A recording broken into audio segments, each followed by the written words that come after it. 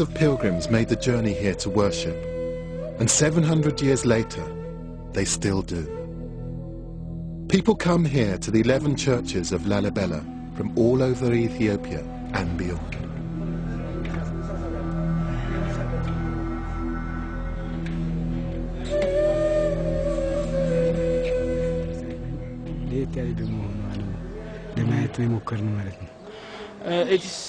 We heard that it is totally different from other churches, and religion-wise we are told that if a person go to Lalibela and see, if you make a pilgrim, you will be righteous, and from generation to generation. So that's why we likely come here and to see the church. There's no doubt that Emperor Lalibela left the kingdom something lasting and significant. It might also provide me with another clue that takes me further back into the past in my search for the kingdom's origins. The architectural features are very distinctive. These shapes are thought to represent the rising sun, and the lower windows have a variety of cross designs.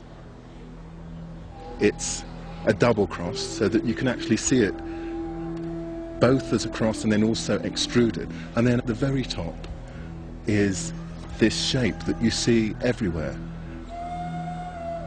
One of the things I'm beginning to think about this building is just looking at these windows, you are forced to ask the question, why? Why these shapes? But also, why go to this length of bother to create something quite so complex? But more intriguing than the windows are the blocks at each corner.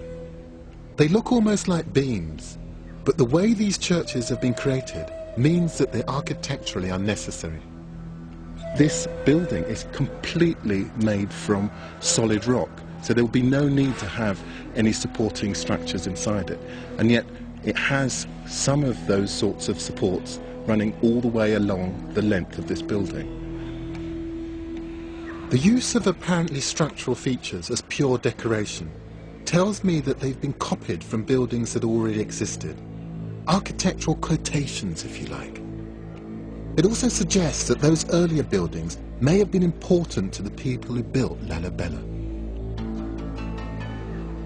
Remember, according to the Kebra Nagast, Lalibela was not descended from Solomon, so perhaps in copying an architectural style, he was emphasizing his claim to be the heir of earlier rulers.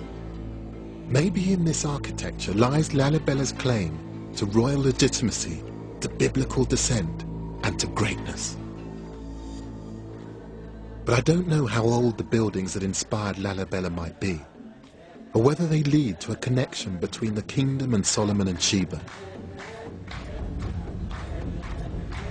To find out, I'm going to head even further into Ethiopia's past. This is one of the oldest inhabited places in the world.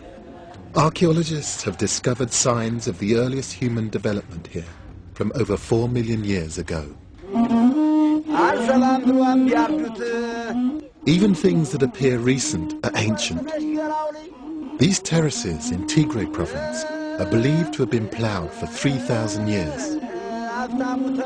In pre-colonial times, Ethiopia was the only sub-Saharan country to use the ox-drawn plough, a crucial step away from the pastoralist culture of the rest of the continent further to the south.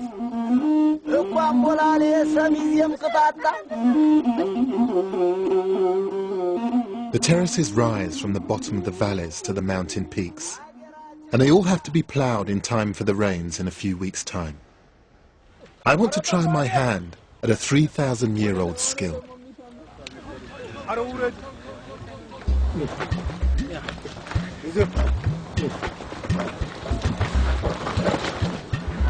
a natural. How do you go out of a job here? Head, Velo! I nearly had my eye out there. How do I stop them? What do I do to them?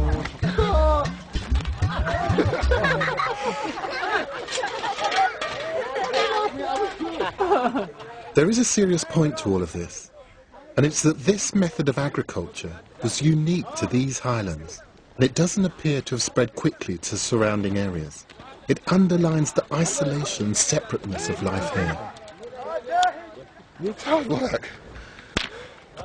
It must be about 90 degrees out here. I must admit, I really wouldn't want this as a job. He's just as bad at steering as I am. I might have to give him a few tips, I think.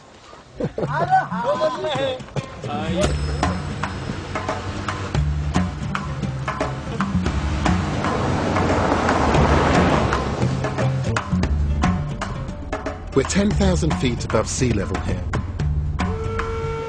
and visitors to towns like this are unusual.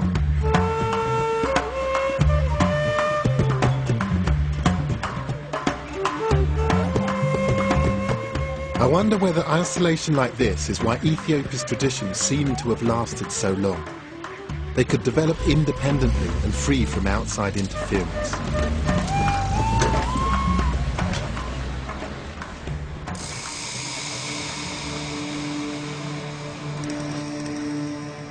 But there are few places in the world more self-consciously cut off than my next destination. In the far north of Ethiopia lies Debre Damo, one of the most important sites in the country. Debre Damo is one of the oldest buildings in Ethiopia, and it sits on top of this imposing Table Mountain. It's a monastery dating back to the 6th century, and its famed isolation is justified. The only way to get to it is by climbing a rope made of goatskin up a steep cliff. And hopefully do a quick prayer for us as well. I need all the help I can get. Good luck, Haptamu. Thank you. It seems like a good idea to send Haptamu up first. He can show me how it's done. Oh.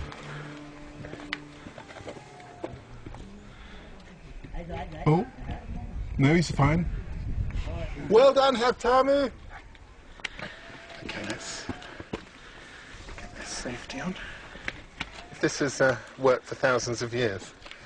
I mean, who am I to doubt it? And even if my stomach is absolutely full of butterflies and doesn't seem completely convinced, I'm the sort of person who gets vertigo if I stand up too quickly. But I really want to see Debre Damo, so I think all of this is really worth it.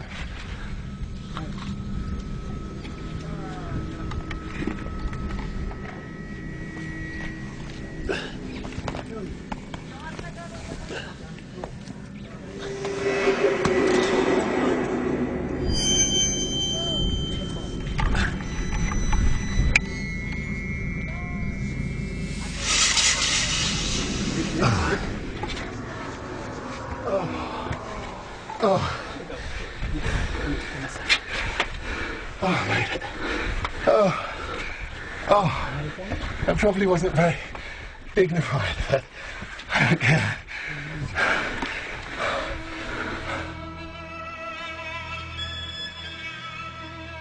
Just look at those views. We're right on the top of the world.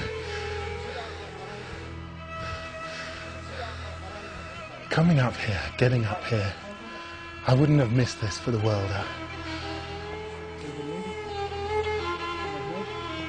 It's just amazing.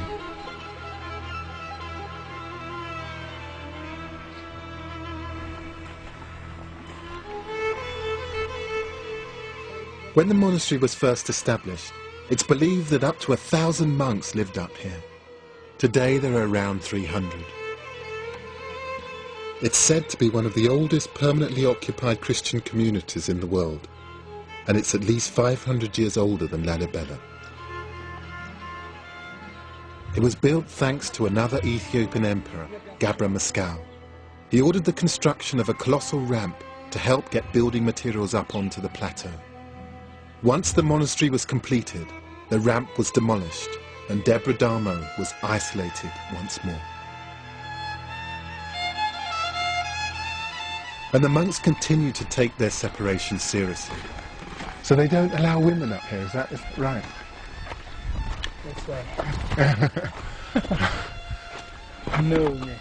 No women at all? No women. And that's ever. There were never any women allowed up here. And that's the church. In fact, ever since the 6th century, they haven't even allowed females to be brought up from the valley floor.